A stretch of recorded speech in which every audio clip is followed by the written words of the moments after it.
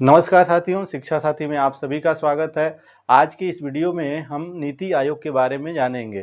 जैसा कि आपने वीडियो के थंबनेल में देखा होगा, और इस वीडियो के अंतर्गत हम ये जानेंगे कि नीति आयोग क्या है, नीति आयोग क्यों बना, इसकी ज़रूरत क्यों पड़ी, नीति आयोग की संरचना कैसी है, नीति आयोग के अध्यक्ष कौन होते हैं, नीति आयोग के बनने का उद्देश्य क्या है, किस प्रकार से योजना आयोग नीति आयोग में कन्वर्ट हो गया, और भी नीति आयोग से जुड़े सभी महत्वपूर्ण बिंदुओं को हम इस वीडियो के अंतर्गत डिस्कस करेंगे।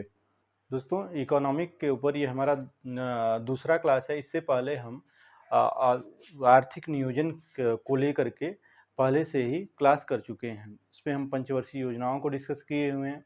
आर्थिक नियोजन क्या होता है कि कोई भी देश अपने देश की आर्थिक विकास करने के लिए कुछ योजनाएं बनाता है और उस योजनाओं को लागू करके अपने देश का विकास करता है। तो ऐसे भारत में पंचवर्षीय योजना बनी थी, और वहीं पर पंचवर्षीय योजनाओं को चलाने के लिए 15 मार्च सन 1950 ईस्वी को योजना आयोग का गठन किया गया था, और वही योजना आयोग अब वर्तमान में बदलकर नीति आयोग हो गया है। तो अब हम बात करते हैं नीति आयोग के बारे में कि नीति आयोग का पहले तो हम जानेंगे पूरा नाम क्या है। तो नीति आयोग का पूरा नाम है national institution for transforming India. National institution for transforming India. कई बार पूछा है कि नीति में जो टी है, इस टी का क्या मतलब है, तो इसका नाम है ट्रांसफार्मिंग। टी फॉर ट्रांसफार्मिंग, यानी भारतीय राष्ट्रीय प्रवर्तन संस्थान। यह एक संस्थान है जो योजना आयोग के जगह पर आया है। तो बात करते हैं इसकी अनाउंसमेंट कब हुआ था, यानी कब ऐसा अनाउंसमेंट किया गया कि अब जो है देश के अंदर योजना आयोग जो है वो नीति आयोग की जगह कार्य करेगा, यानी नीति आयोग जो है योजना आयोग की जगह कार्य करेगा। तो इसका अनाउंसमेंट 15 अगस्त सन 2014 को प्रधानमंत्री नरेंद्र मोदी द्वारा किया गया था। प्रधानमंत्री नरेंद्र मोदी के द्वारा किया गया था इसकी अनाउंसमेंट। अब स्थापना की बात करते हैं कि इसकी स्थापना कब हुई, तो अगले वर्ष यानी 1 जनवरी सन 2015 से यह संस्था देश में कार्य करने लगी। 1 जनवरी सन 2015। हालांकि इस समय जब इसकी स्थापना हुई तो देश के अंदर 12वीं पंचवर्षीय योजना चल रही थी, जिसका कार्यकाल 2012 से 2017 तक था। 2012 से 2017 तक 12वीं पंचवर्षीय योजना चल रही थी, और ऐसे में सरकार 2014 के अंदर बदलती है, एनडीए की सरकार आती है और वह योजना आयोग की जगह पर नीति आयोग को लेकर के आती है। तो स्थापना हो गया। यह एक क्या है, गैर संवैधानिक निकाय, यानी इस संस्था का कहीं पर संविधान में उल्लेख नहीं है, तो ये गैर संवैधानिक निकाय है। यह एक सलाहकार निकाय है, यानी यह केवल सलाहकार के रूप में कार्य करती है, सरकार को सलाह देती है। और दूसरा, यह सरकार के थिंक टैंक के रूप में कार्य करती है। तो सरकार के विचार के रूप में सोचने की जो है सोच विचार के रूप में यह संस्था कार्य करती है। आगे बात करें कि नीति आयोग की संरचना क्या है, तो सबसे पहले बात, इसमें एक अध्यक्ष होते हैं जो भारत का खुद प्रधानमंत्री होता है, जैसा योजना आयोग में भी था। और उसके बाद एक उपाध्यक्ष होते हैं, और उपाध्यक्ष की नियुक्ति प्रधानमंत्री के द्वारा की जाती है। उपाध्यक्ष की नियुक्ति प्रधानमंत्री के द्वारा की जाती है, प्रधानमंत्री के द्वारा। तो जब 2015 में नीति आयोग बना था, उस समय अध्यक्ष तो हमेशा पीएम रहेंगे, प्रधानमंत्री। और भारत पूछेगा नीति आयोग के प्रथम उपाध्यक्ष कौन थे, तो अरविंद पनगड़िया थे। और वर्तमान में कौन है, सुमन बेरी। वर्तमान में नीति आयोग के अध्यक्ष सुमन बेरी। और नीति आयोग में एक और पद होता है सीईओ, चीफ एग्जीक्यूटिव ऑफिसर। तो इसमें प्रथम जो थे सिंधु श्री खुल्लर साहब थे, सिंधु श्री खुल्लर। और वर्तमान में हैं BVR सुब्रमण्यम।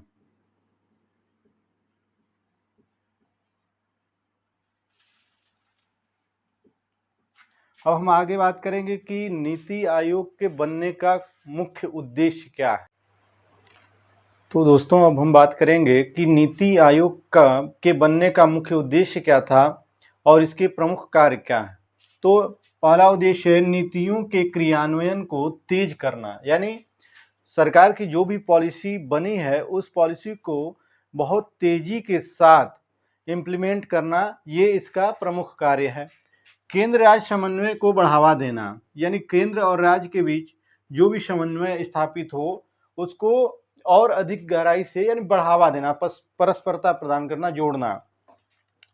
ये थिंक टैंक के रूप में कार्य करना, यानी ये सरकार के थिंक टैंक के रूप में कार्य करता है। पेपर में पूछा गया है कि थिंक टैंक के बारे में पूछा गया, तो ये नीति आयोग के अंतर्गत एक शब्द है थिंक टैंक। ये सरकार के सोच विचार पर काम करना, यानी उस पर विशेष बल देना। अगला, केंद्रीय नीति के जगह क्षेत्रीय नीति को बढ़ावा देना, यानी जो देश के अंदर योजना बनी थी सरकार के द्वारा, उसके अलावा जो क्षेत्रीय प्रॉब्लम है, जो क्षेत्रीय समस्या है, उस पर विशेष बल देना।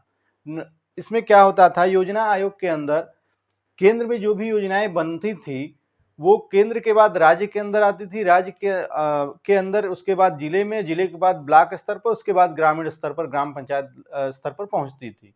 लेकिन नीति आयोग में ऐसा नहीं है, नीति आयोग में उल्टा है। पहले हम देखते हैं कि ब्लॉक स्तर पर या ग्रामीणों की समस्या क्या है, उसके बाद उसको ब्लॉक स्तर से जिला स्तर पर ले जाते हैं, जिला स्तर से राज्य सरकार के पास ले जाते हैं, और राज्य सरकार के बाद तब वह केंद्र सरकार के पास जाता है। तो यहाँ पर हम देखेंगे कि दोनों क्या है, विपरीत है।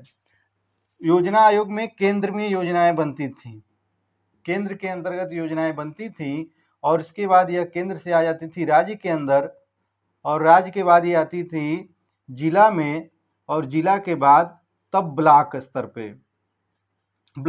पे, तब इसके बाद ये ग्रामीण क्षेत्र में लागू होती थी। अब इसमें क्या होता था कि मान लीजिए सरकार ने कोई लक्ष्य रखा कि हमें देश के अंदर क्या करना है कि साक्षरता दर को बढ़ाना है।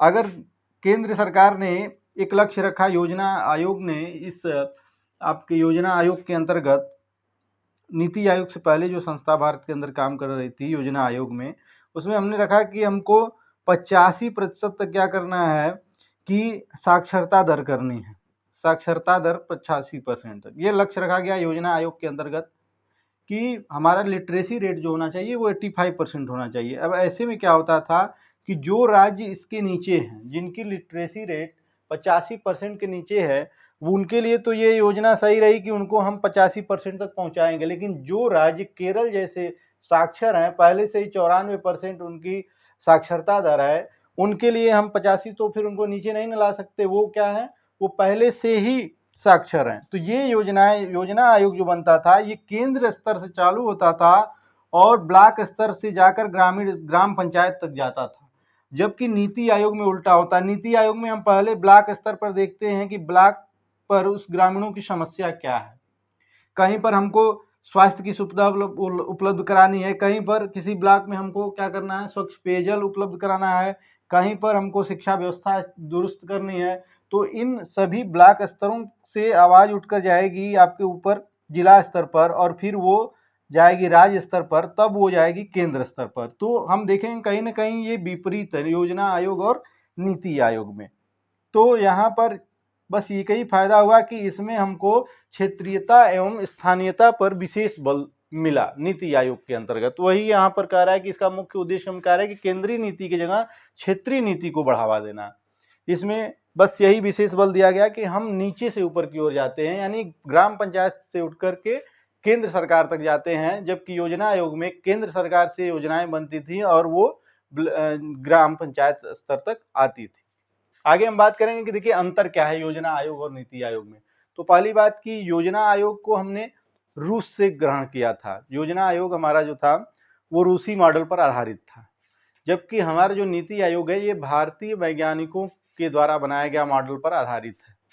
तो योजना आयोग क्या है, रूस के मॉडल पर आधारित था। रूस से हमने देख करके क्या किया था, ग्रहण किया था, जबकि नीति आयोग भारतीय वैज्ञानिकों द्वारा क्या किया गया, मॉडल तैयार किया गया है नीति आयोग का। और दूसरी बात हम करेंगे केंद्रीय भूमिका को प्राथमिकता। जैसे क्या थी योजना आयोग में केंद्रीय भूमिका को प्राथमिकता इसलिए थी कि जो भी योजना बनाएगी वो केंद्र सरकार बनाएगी और उसको लागू करेगी।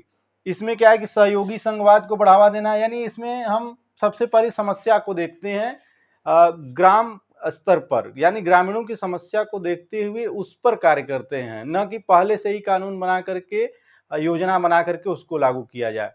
आगे अनुमोदन जो होता था योजना आयोग को लागू करने के लिए भारत में एक संस्था होती थी एनडीसी, यानी राष्ट्रीय विकास परिषद, जिसका अध्यक्ष प्रधानमंत्री होते थे। वो अंतिम प्रारूप तैयार करता था योजना आयोग को लागू करने के लिए। योजना आयोग योजना बना देता था तो उसको अंतिम स्वरूप कौन प्रदान करता था? एनडीसी राष्ट्रीय विकास परिषद। और इसके बाद क्या था? योजना आयोग योजना अनुमोदन जो है स्वयं, नीति आयोग में योजना अनुमोदन क्या होता है? स्वयं के द्वारा तैयार होता है। इसमें क्या थी? योजना आयोग में सरकार की भूमिका प्रमुख थी, यानी जो कुछ भी थी सरकार थी, सरकार ने जो बनाया वही कार्य जो है वही योजनाएं लागू होंगी। जबकि इसमें क्या है कि सरकार के साथ साथ निजी क्षेत्र की भी भूमिका है। इस नीति आयोग में सरकार के साथ साथ निजी क्षेत्रों की भी भूमिका अनिवार्य रूप से देखने को मिलती है। इसमें क्या है? योजना आयोग में योजनाएं केंद्रीकृत हुआ करती थी, यानी केंद्र से जो योजनाएं बनती थी वही चलती थी और वही पूरे देश तक पहुंचती थी। लेकिन इसमें क्या है कि योजना आयोग में क्षेत्रीयता एवं स्थानीयता को बढ़ावा दिया गया और उस पर विशेष बल दिया गया। तो ये रहे योजना आयोग और नीति आयोग में कुछ महत्वपूर्ण अंतर जो हमें देखने को मिलते हैं। तो दोस्तों अब हम नीति आयोग से संबंधित कुछ महत्वपूर्ण प्रश्नों को करेंगे जो पिछले साल यानी प्रतियोगी परीक्षाओं में पूछे गए हैं। तो देखिए पहला प्रश्न है, भारत में योजना आयोग के स्थान पर किस निकाय का गठन 1 जनवरी 2015 को किया गया? तो पहला ऑप्शन है आर्थिक सलाहकार परिषद, दूसरा है नीति आयोग, और तीसरा है योजना निर्माण परिषद, और चौथा है राष्ट्रीय नीति निर्माण।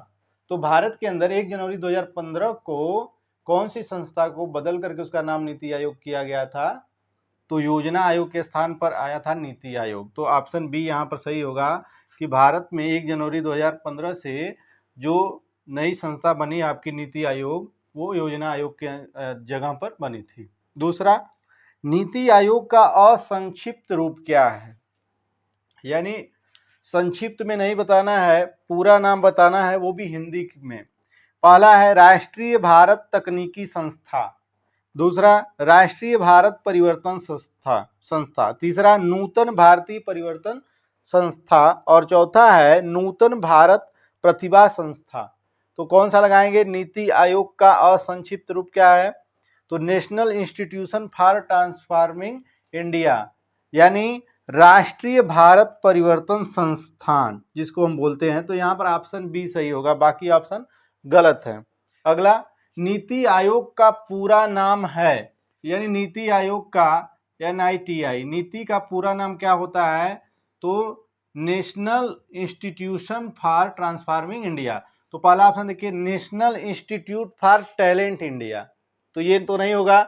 National institute for technical India, तीसरा national institute for transparency India, और चौथा है national institution for transforming India, राष्ट्रीय भारत परिवर्तन संस्थान। यही दोनों क्वेश्चन आपका एक यहाँ जो पूछा 2 नंबर में सेम वही चीज़, उसका हिंदी में अर्थ पूछा था और यहाँ पर उसका इंग्लिश में पूरा नाम क्या है। तो ये डी वाला सही होगा, national institution for transforming India. और इसके बाद अगला क्वेश्चन, निम्नलिखित में से क्या संवैधानिक निकाय नहीं है? तो यहाँ पर कुछ संस्थाओं की कुछ बॉडीज दी हुई हैं, कुछ संस्थाएं दी हुई हैं, कुछ कमीशन का नाम दिया हुआ है। अब इसमें देखेंगे कौन सी संस्था ऐसी है जिसका संविधान में उल्लेख नहीं है। तो देखिए पहला है नीति आयोग, दूसरा है वित्त आयोग, तीसरा चुनाव आयोग, और चौथा है आपका UPSC यानी संघ लोक सेवा आयोग।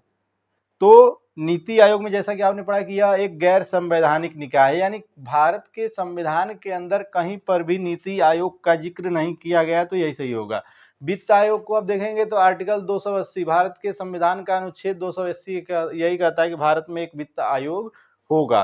दूसरा चुनाव आयोग की बात करें तो इलेक्शन कमीशन भाग 15, भारतीय संविधान का भाग 15 324 से 329 एक तक के आर्टिकल सभी जो है चुनाव आयोग इलेक्शन कमीशन के बारे में बताते हैं। उससे पहले जो आता है भाग 15 से पहले भाग 14 में ये संघ लोक सेवा आयोग 308 से 323 तक के जो आर्टिकल हैं वो भाग 14 के इसी के बारे में बताते हैं।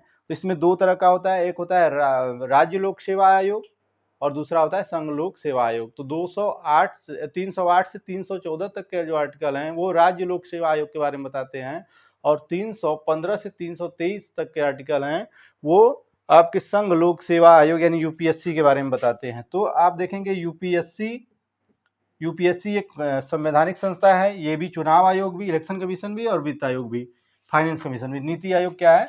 असंवैधानिक यानी संवैधानिक निकाय नहीं है, तो ऑप्शन ए सही होगा। इसमें ये पूछ लिया नीति आयोग के वर्तमान उपाध्यक्ष कौन है? वर्तमान उपाध्यक्ष यानी 2024 चल रहा है और इस समय इसके उपाध्यक्ष कौन है? तो अरविंद पनगड़िया को दिया गया है। ये भारत के ये नीति आयोग के क्या थे?